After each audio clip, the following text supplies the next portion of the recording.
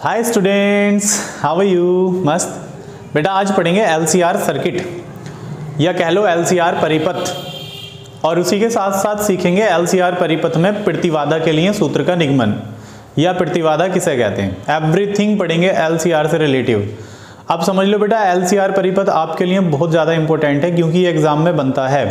LCR परिपथ से एक न एक क्वेश्चन एग्जाम में 100% बनता है, तो वीडियो को शुरू से लास्ट तक देखना है, स्किप नहीं करना है। मैं आपको एवरीथिंग समझा दूंगा जो भी एग्जाम में आपके बनेगा।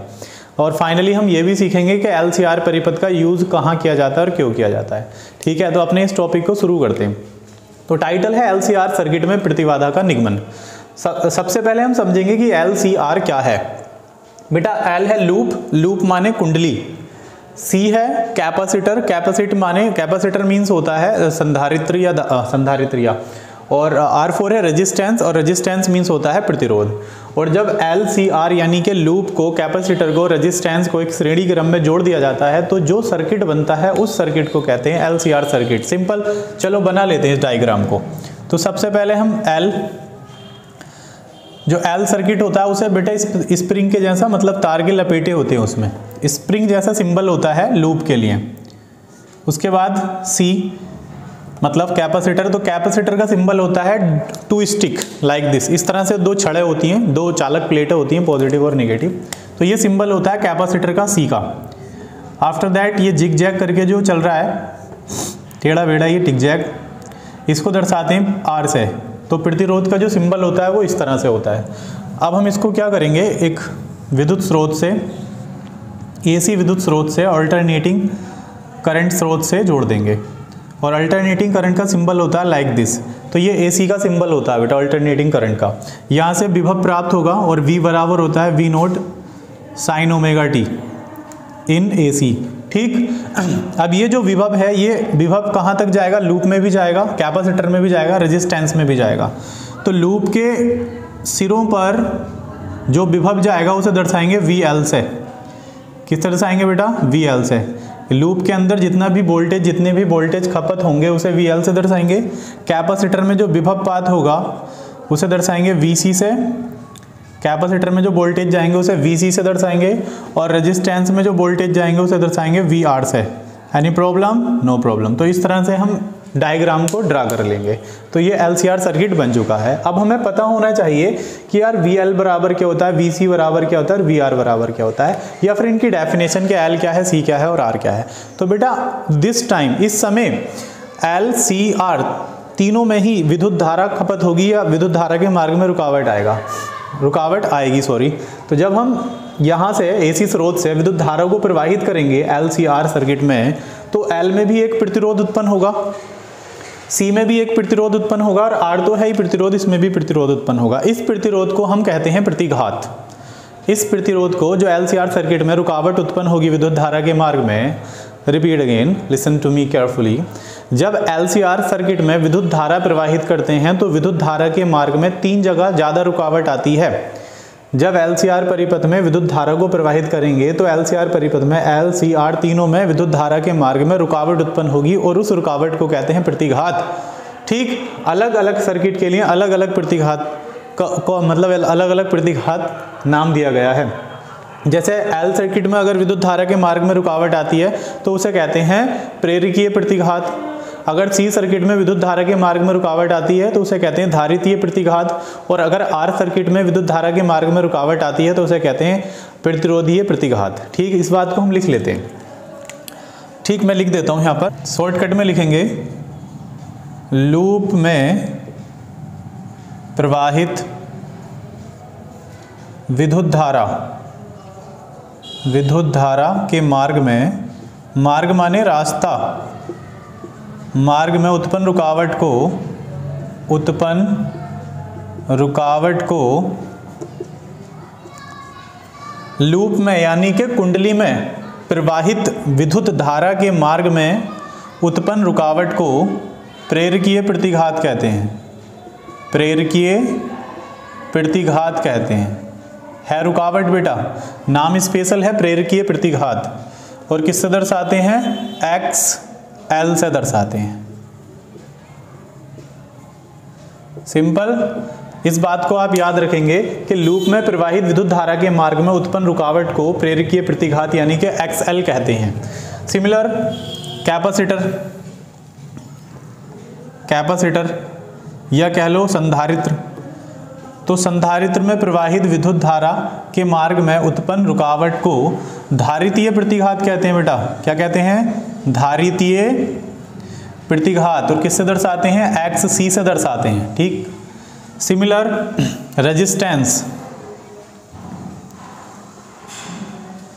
रेजिस्टेंस में प्रवाहित विद्युत धारा के मार्ग में उत्पन्न रुकावट को प्रतिरोधीय प्रतिघात किससे दर्शाएंगे? XR से कहते हैं। सिंपल। तो LCR परिपथ में 3 जगहों पर विद्युत धारा के मार्ग में रुकावट उत्पन्न हो रही है और तीनों को हमने स्पेशल अलग अलग नाम दिया है। बस याद रखना है आपको कि ये तीनों एक तरह से कहीं ना कहीं प्रतिरोध ही हैं, मतलब प्रतिरोध के ही जैसे हैं। रुकावट को हम प्रतिरोध कहते हैं, विद्युत धारा के मार्ग में उत्पन्न रुकावट को प्रतिरोध कहते हैं। लेकिन दिस टाइम जब LCR परिपथ का यूज़ कर रहे हैं तो 3 रुकावट आ रही हैं अलग अलग, और तीनों के हमने अलग अलग नाम रख दिए हैं। चलिए आगे चलते हैं। अब हम समझेंगे यार प्रतिबाधा क्या है। प्रतिबाधा समझते हैं, क्योंकि हमारा मेन टॉपिक है प्रतिबाधा। अगर आप ये 3 टॉपिक नहीं समझेंगे, ये 3 चीज़ें नहीं समझेंगे, 3 तरह की प्रतिघात को नहीं समझेंगे, तो प्रतिबाधा आपकी समझ में नहीं आएगा। प्रतिबाधा क्या होता है बेटा? LCR, तीनों LC एवं R, तीनों सर्किट में जो विद्युत धारा के मार्ग में रुकावट आ रहा है, तीनों का कुल योग जो होता है प्रतिबाधा होता है। मतलब L सर्किट में, C सर्किट में, R सर्किट में जो विद्युत धारा के मार्ग में रुकावट उत्पन्न हो रही है, जिसे हम प्रेरकीय प्रतिघात, धारितीय प्रतिघात या प्रतिरोधीय प्रतिघात कह रहे हैं, उन सब के योग को हम कहते हैं प्रतिबाधा। तो लिख देते हैं LCR सर्किट में L, C तथा R द्वारा विद्युत धारा के मार्ग में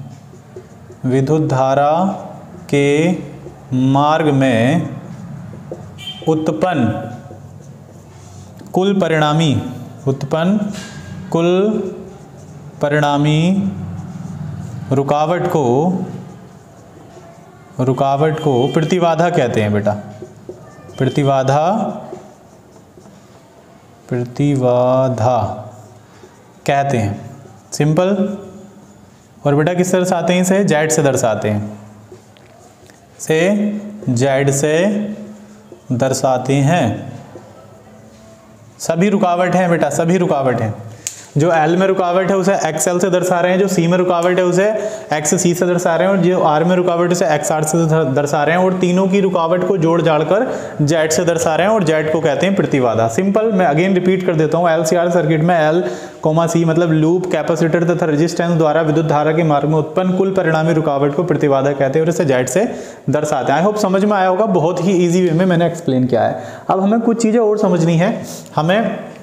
हमें समझना है कि इनके फेजर डायग्राम किस तरह से बनेंगे, यानी कि प्रतिबाधा Z का जो फेजर डायग्राम बनेगा, जिसे हम हिंदी में कहते हैं कला आरेख, है ना। फेजर डायग्राम को हिंदी में कहते हैं कला आरेख। तो कला आरेख बहुत ही सिंपल वे में बताता हूँ बेटा किस तरह से बनेगा। तो मैं इसका कला आरेख बना देता हूँ। किसका कला आरेख बनाएंगे? कला आरेख किसका बेटा? प्रतिबाधा का। प्रतिबाधा के लिए कला आरेख दोबारा लिख देते हैं यहाँ। प्रतिबाधा के लिए कला आरेख। कला आरेख को हम इंग्लिश में कहते हैं फेजर डायग्राम। क्या कहते हैं बेटा? Phasor diagram. तो फेजर डायग्राम किस तरह से बनेगा जरा ध्यान से समझेंगे बेटा। फेजर डायग्राम हमें सिर्फ प्रतिबाधा के लिए बनाना है, वैसे तो सबके लिए अलग अलग फेजर डायग्राम होता है। मैं अभी फाइनली अगर टाइम होगा तो यहाँ पर लिख दूंगा, आप राइट कर लेंगे। हम यहाँ समझते हैं कि प्रतिबाधा के लिए जो फेजर डायग्राम बनेगा वो कैसे बनेगा। सर राइट कर लिया, ठीक है। मैं इसे जरा थोड़ा सा मिटा देता हूँ। तो फेजर डायग्राम बनाएंगे बहुत ही सिंपल वे में। सबसे पहले क्या करेंगे, इस तरह से एक सीधी लाइन खींच देंगे और बीच में से एक लाइन इस तरह से खींच लेंगे। ठीक बेटा, हमें यहाँ पर बना लेना है VR, यहाँ बना लेना है VL और यहाँ बना लेना है VC। मतलब R में प्रवाहित वोल्ट था, L में प्रवाहित वोल्ट था और C में प्रवाहित वोल्ट था। हमने VL को ऊपर रखा है, 90 डिग्री प्लस किया है, 90 डिग्री प्लस, और VC को 90 डिग्री माइनस किया है। क्यों किया उसका अपना रीज़न है, एक्सप्लेन करेंगे अभी थोड़ी देर में। अब इसी चित्र को हम इस तरह से समझ लेते हैं। देखो आपको याद रखना है कि जब L परिपथ में या C परिपथ में या R परिपथ में विद्युत धारा प्रवाहित करते हैं या वोल्टता प्रवाहित करते हैं तो एक आरेख बनता है, मतलब विभव और विद्युत धारा का एक आरेख बनता है। उस आरेख को हम कहते हैं फेजर डायग्राम या फिर कह लो कला आरेख। तो जो VL होता है वो 90 डिग्री अग्रगामी होता है विद्युत धारा से। VL मतलब लूप में प्रवाहित विभवांतर विद्युत धारा से 90 डिग्री अग्रगामी होता है, मतलब आगे होता है। और C में प्रवाहित जो विभव होता है वो विद्युत धारा से 90 डिग्री पश्चगामी होता है, नहीं पीछे होता है। और R में जो प्रवाहित होता है, R में या R के सिरों पर जो वोल्टता प्रवाहित होती है, लगती है, वो विद्युत धारा के साथ साथ चलती है, मतलब दोनों समांतर होते हैं, पैरेलल होते हैं। दैट्स वाई VR को सीधा सामने लिया है, VL को 90 डिग्री ऊपर लिया और VC को 90 डिग्री नीचे लिया है। अब हम इसी आरेख को, फेजर डायग्राम को कुछ इस तरह से यहाँ रिप्रेजेंट करते हैं। देखो VL ऊपर है, VL ऊपर है बेटा, और VC कहाँ है, नीचे। तो अगर नीचे वाले को ऊपर लाएंगे तो वो माइनस में आएगा, नीचे वाला तो माइनस में है ना, VC माइनस में है, VL प्लस में है, तो हमने VL माइनस VC लिख दिया।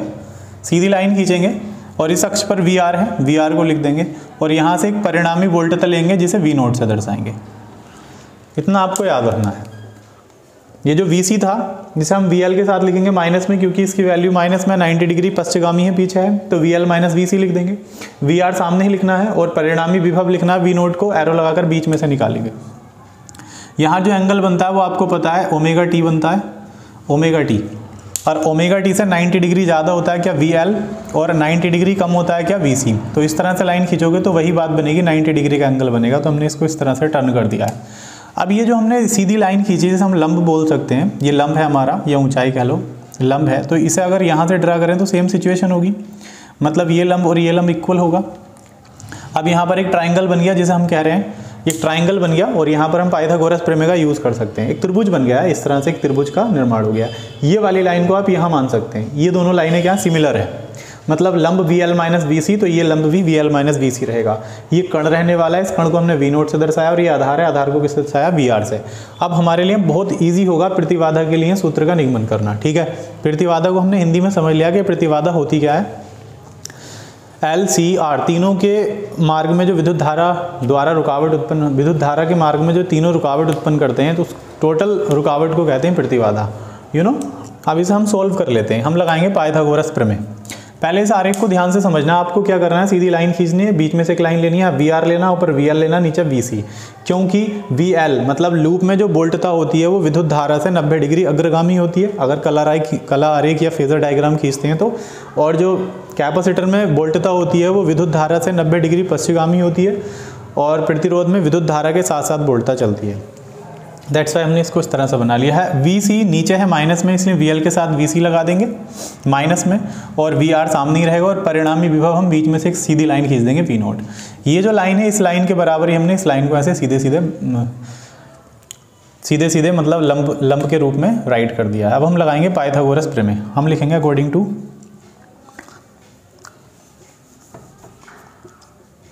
पाइथागोरस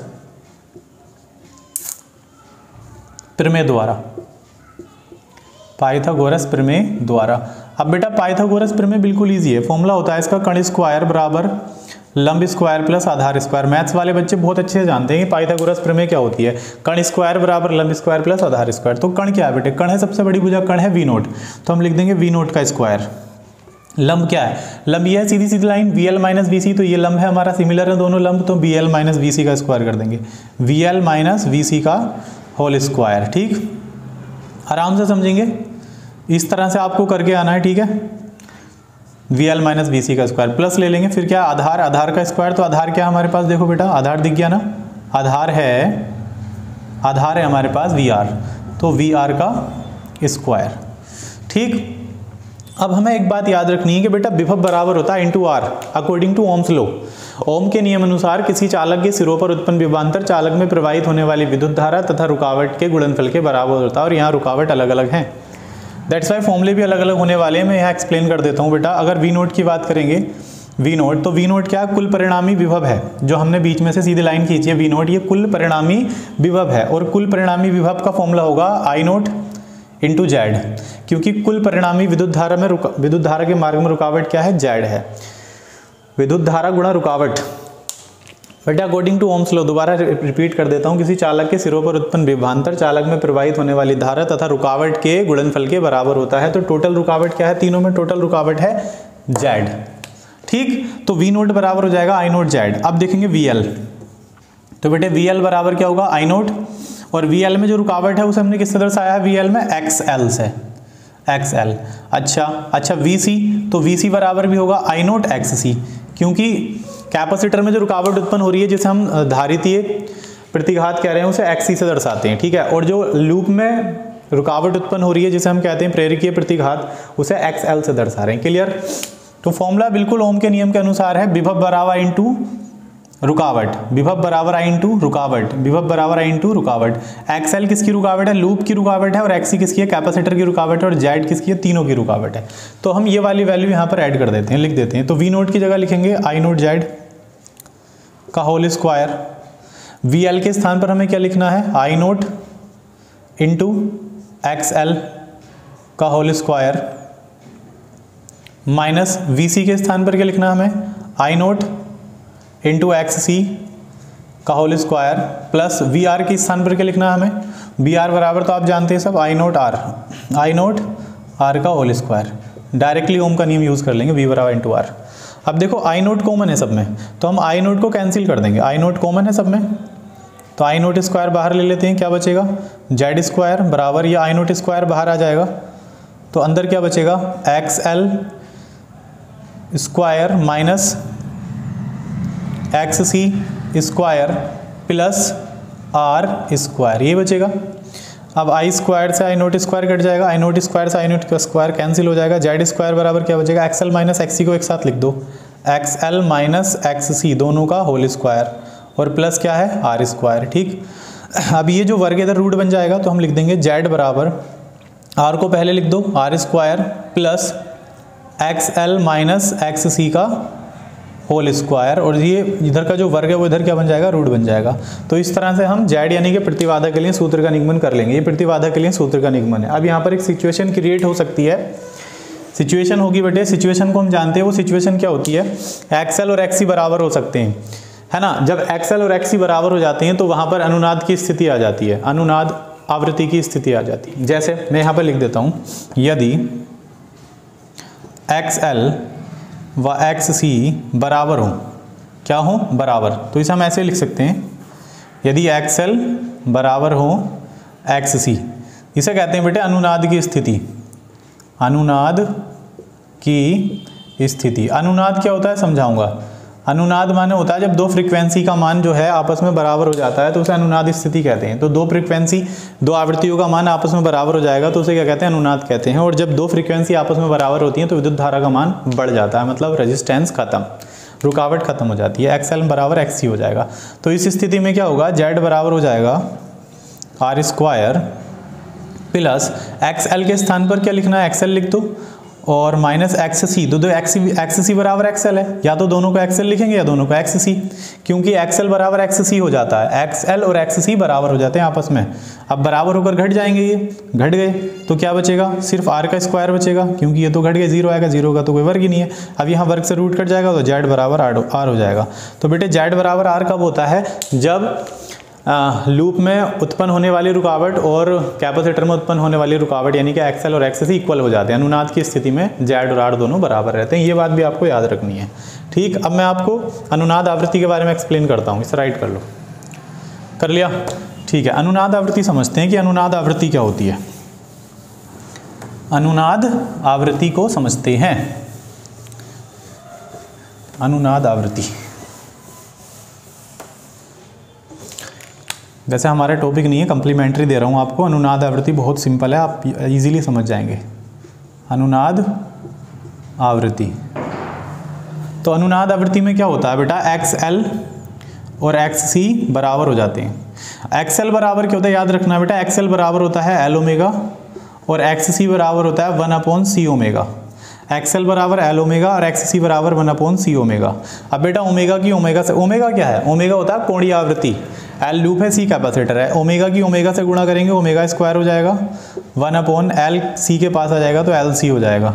अब ओमेगा स्क्वायर है, ये स्क्वायर इधर रूट बनेगा, जब स्क्वायर इधर लेकर जाएंगे तो स्क्वायर इधर रूट बन जाएगा, तो 1 का स्क्वायर तो 1 होता है, एल सी पर क्या आ जाएगा, रूट आ जाएगा, है ना। देखो ओमेगा का स्क्वायर काटना है तो इसका स्क्वायर चाहिए, तो 1 का स्क्वायर तो 1 ही होता है, एल सी का स्क्वायर है नहीं, जिसका स्क्वायर नहीं होता उस पर रूट लग जाता है, तो वर्ग से वर्ग कट जाता है। अब ओमेगा बराबर क्या होता है, ओमेगा बराबर होता है 2 पाई वी, जहाँ पर वी क्या है, आवृत्ति है, आवृत्ति को हम फ्रीक्वेंसी कहते हैं, तो वी के स्थान पर इसे न्यू भी बोलते हैं बेटा, इस न्यू के स्थान पर आप एफ भी लगा सकते हैं, तो एफ लगा लो, फ्रीक्वेंसी एफ। याद रखेंगे ओमेगा बराबर क्या होता है, 2 पाई एफ, ओमेगा बराबर क्या होता है, 2 पाई एफ, तो हम लिख देंगे ओमेगा के स्थान पर 2 पाई एफ बराबर रूट एल सी। अब ये 2 पाई आ जाएगा इधर, तो एफ बराबर हो जाएगा 1/2 पाई रूट एल सी। तो इस तरह से अनुनाद आवृत्ति का फॉर्मूला आप ड्राइव कर सकते हैं बहुत इजीली। ठीक, अब हम समझेंगे यार ये जो हमने एलसीआर सर्किट बनाया है इसका यूज़ क्या है, एलसीआर सर्किट का यूज़ क्या होता है, तो मैं बता दूं बेटे, एलसीआर सर्किट या कह लो एलसी सर्किट, आर को रिमूव कर दो, तो एलसी सर्किट का हम यूज़ करते हैं रेडियो में, मोबाइल में, टेलीविज़न में, मतलब जिस तरह से हम रेडियो को यूज़ करते हैं उसमें स्टेशन बजने लगता है, तो वो किसके यूज़ से बजता है, एल और सी सर्किट के यूज़ से बनता है। मोबाइल में जो कनेक्शन, मोबाइल में जो नेटवर्क आते हैं, रिंगटोन बजने लगती है, कोई फ़ोन लगाता है, तो वो भी किसकी वजह से, एलसी सर्किट की वजह से। और टीवी में जो चैनल आते हैं, मतलब हम कोई भी मूवी वगैरह आराम से देख सकते हैं इतनी दूर बैठे बैठे, तो वो भी किसकी वजह से, एलसी सर्किट की वजह से। जब वैद्युत चुंबकीय तरंगें एंटीने से टकराती हैं तो रेडियो की जो फ्रीक्वेंसी होगी वो एंटीने की फ्रीक्वेंसी से मैच हो जाएगी, और जब ऐसा होता है तो विद्युत धारा का मान अचानक से बढ़ जाता है और रेडियो में उत्पन्न जो ध्वनि होती है वो हमें साफ साफ सुनाई देने लगती है, चाहे रेडियो हो, चाहे टेलीविजन हो, चाहे मोबाइल हो। ठीक है, तो इस तरह से एलसी सर्किट का यूज़ किया जाता है, एलसीआर सर्किट का यूज़। तो ये यूज़ भी आप समझ में आ गया होगा आपको। आपने सिर्फ जैसे मैंने बताया वैसे ही एक्सप्लेन कर देना, बहुत इजी वे में मैंने आपको एक्सप्लेन किया है। ठीक है, और इसके अलावा और क्या हो सकता है, मैं ज़रा देख लेता हूँ। अनुनाद आवृत्ति हो गई है। और अगर आप चाहते हैं डेफिनेशन लिखने का एलसीआर सर्किट क्या होता है तो आप लिख सकते हैं, मैंने एक्सप्लेन किया आपको कि जब एल यानी कि loop, C capacitor, R resistance को श्रेणी क्रम में जोड़ करके किसी विद्युत धारा स्रोत, एसी विद्युत धारा स्रोत से जोड़ दिया जाता है, तो जो सर्किट तैयार होता है उसे एलसीआर सर्किट या एलसीआर परिपथ कहते हैं। आई होप जो मैंने आपको समझाया है इजीली आपको समझ में आया होगा। नहीं आया है तो 2 से 3 बार वीडियो को रिपीट कर देंगे। ठीक है, अब मिलेंगे किसी नेक्स्ट वीडियो में, तब तक के लिए bye, take care, see you.